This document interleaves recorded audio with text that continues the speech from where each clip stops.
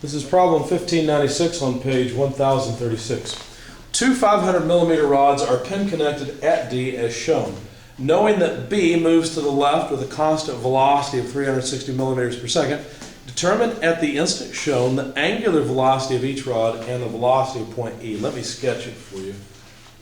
Basically, we've got an L-shaped wall, and I'm sorry my drawing's not perfect. This is supposed to be vertical and the lower one horizontal. There is a rod that slides, so we've got contact at point B, contact at point A, and then a pin at D that connects to another rod. It's supposed to be the same length, but it looks like I'm making it a little too long. Both of these are the 500 millimeter rods. Anyway, there's a wheel mounted on the end of this, and that wheel rotates on ground. It will stay in contact. If you wanted to think of it as being in a slot, that's fine too, whatever, it doesn't matter. The point is the mechanism does not disconnect, it just moves. So basically points B and A slide on the wall, and by the way, this is point E out here. There is some geometry given. For example, this height is half a meter or 500 millimeters. Let's see, like I said, we know that the length of the rods from point to point or end to end is 500 millimeters as well. The overall dimensions in this particular configuration are as follows. Basically, point D is 200 millimeters above ground, just like there's a further 200 millimeters to get from D up to A.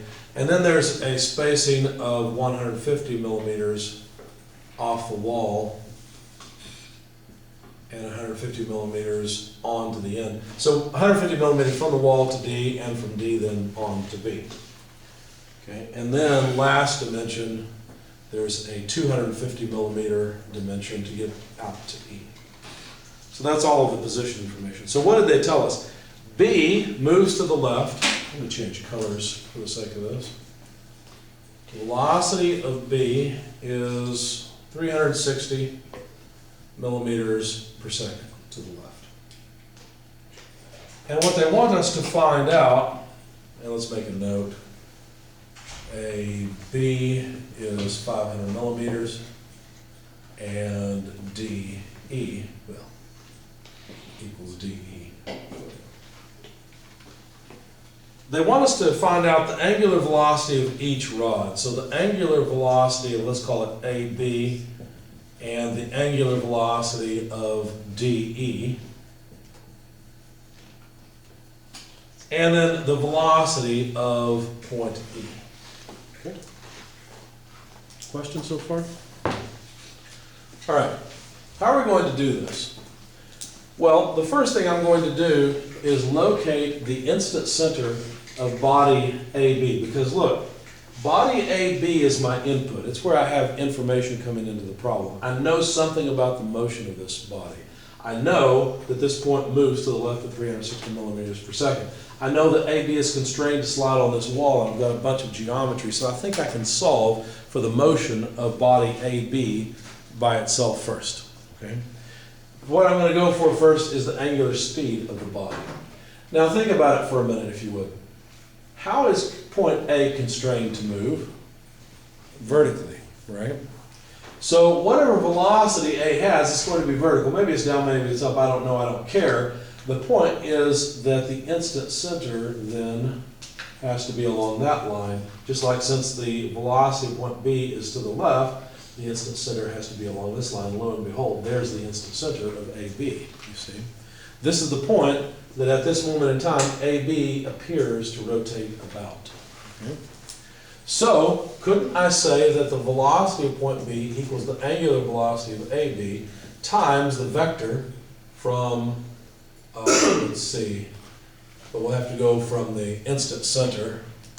I don't know what to call that. Let's just call it C1 for center 1. So the vector from C1, actually it's omega cross R, yeah, that's the right order. So RC1 to B, okay? So let's see, if I make this a vector equation, there's a cross product, but basically if B is moving this way, is body AB rotating clockwise or counterclockwise? Clockwise. So all I have to do then is solve for AB as velocity of B divided by the distance between C1 and B.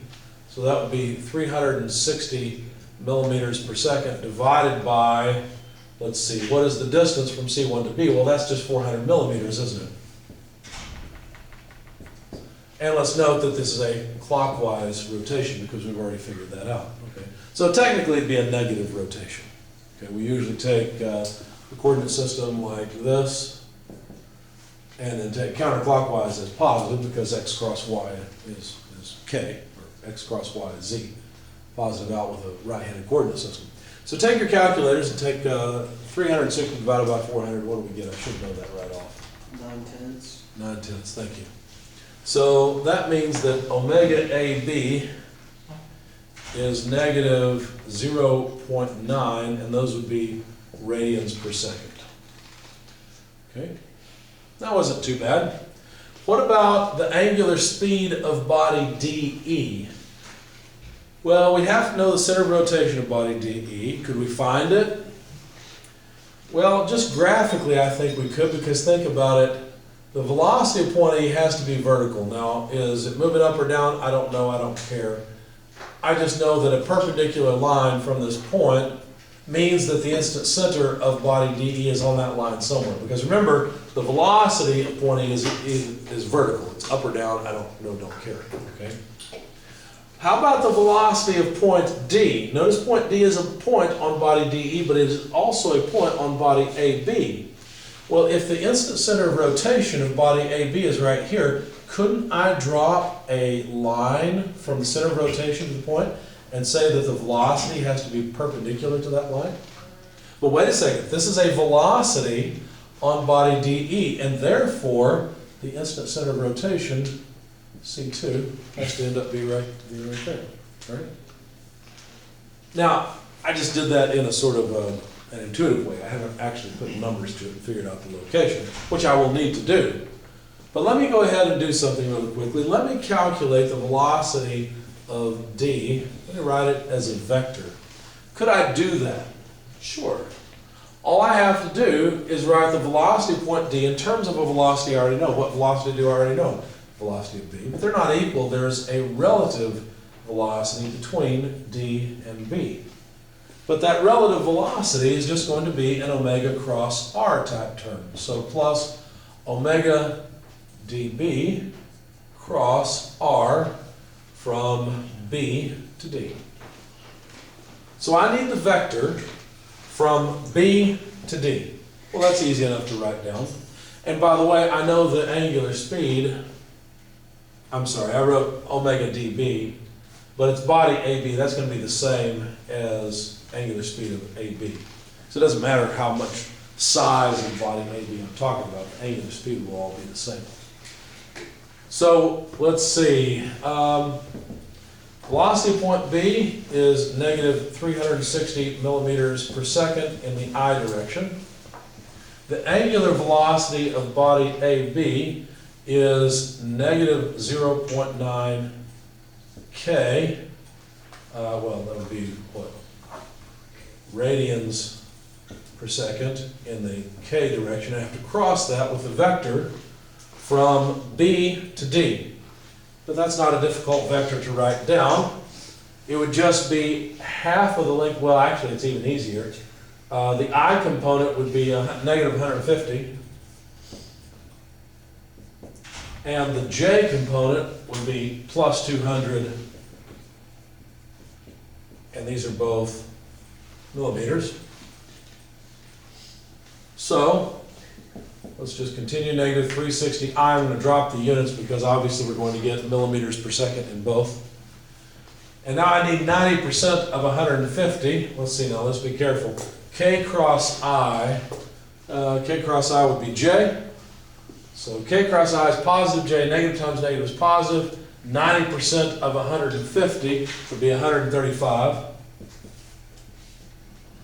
And what did I say that was? K cross I is j. There you go. So there's the first cross product. The second cross product would be k cross j. Well, k cross j is minus I. Minus times minus is going to be plus, so I'll just write plus. Let's see, k cross j, what did I say? K cross j, okay, so this is going to be an I direction.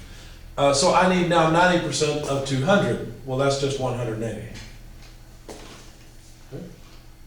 So adding the two I components together, we get negative 180 I plus 135 j. And this is the velocity, so it's all millimeters per second. And that is the velocity of point D. Let's see if that makes sense. We know that generally the velocity of point D has to be something like this. It has to be at an angle lower than AB, right? And so if we have negative 180, that means we have more of a horizontal component and less of a positive y component. So yeah, that seems reasonable. Any questions so far? So now I've successfully written down the velocity of point D going off of the velocity of point B. How about the velocity of point E? Well, we know that the velocity of point E has to only have a j component. Is it up or down? I don't know. I don't care right now. I'll find out in a minute. I know that it's only a vertical velocity. But I could also write the velocity of point E in terms of the velocity of point D, which I now know, plus the the velocity of D with respect to E. What do I want? No, it needs to be the other order. E with respect to D. There we go. But this relative velocity is just a omega cross R type term again. So we'll write the velocity of D plus omega, we'll just call it omega ED, I think that's, or DE, crossed with the vector from D to E. Any questions so far? All right. So I know this, the velocity of point D, that's no problem. Let's see if we can expand this term just a little bit. So velocity of D, omega dE. Well, dE can only rotate in the k direction, either positive or negative k. So I'll just write omega dE in the k direction, crossed with, now I need the vector from D to E. Let's see, for that won't be too bad because, let's see, to get from D to E in the horizontal direction, I'll have to move over 150 plus 250, so that's 400.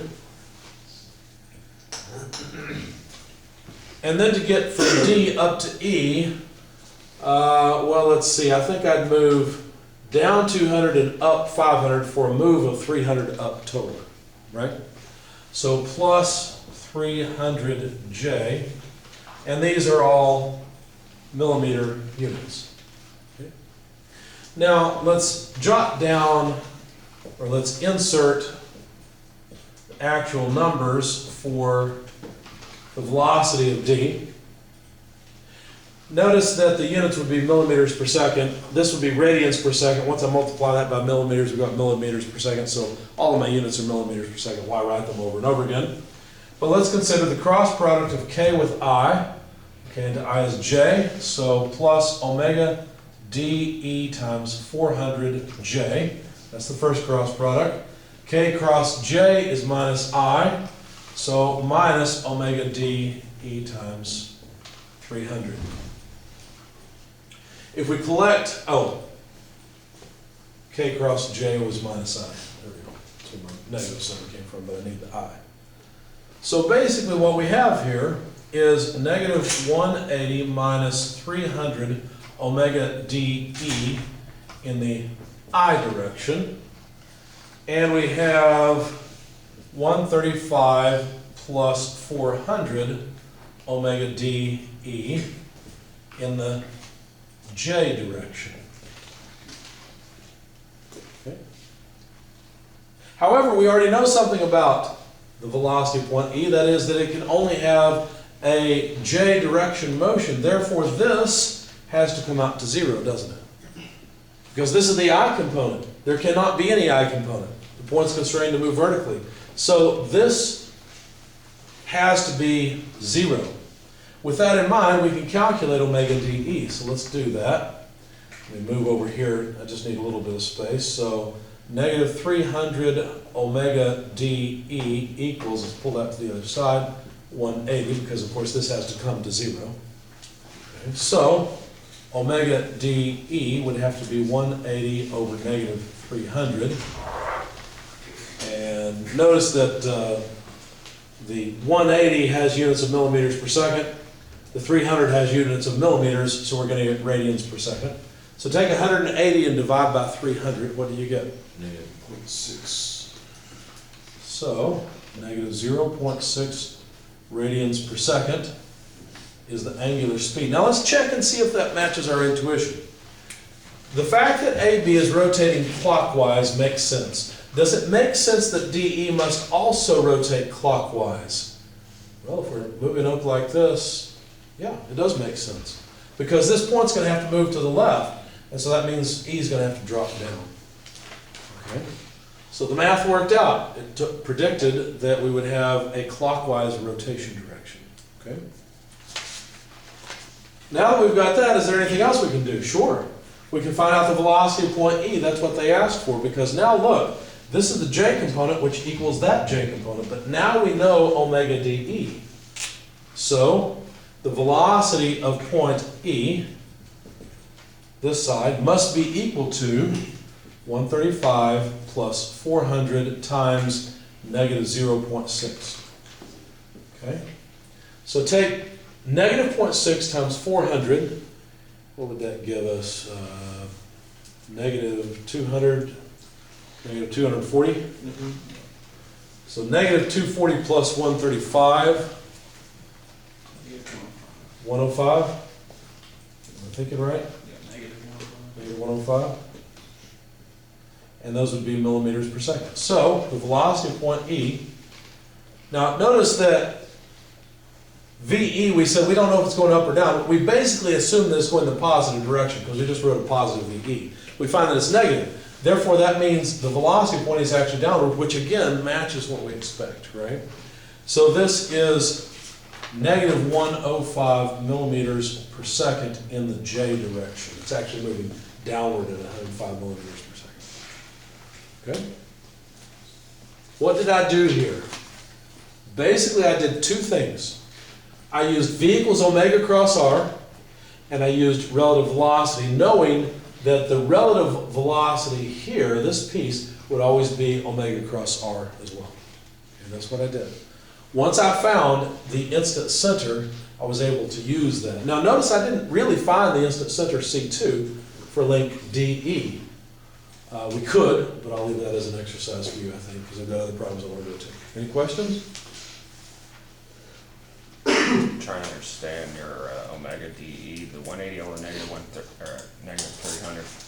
Right here? Yes. So before that, you were solving for the I and J. I'm trying to understand. So what I know is that E only has J motion, Right. no I motion. Therefore, this term that represents the velocity of point E must be 0. Right. And so that's what I did here. I said, well, negative 180 plus 300 omega dE has to be equal to 0. Therefore, 180 has to be negative 300 omega dE. Okay. It's a good question. Anything else? Anybody?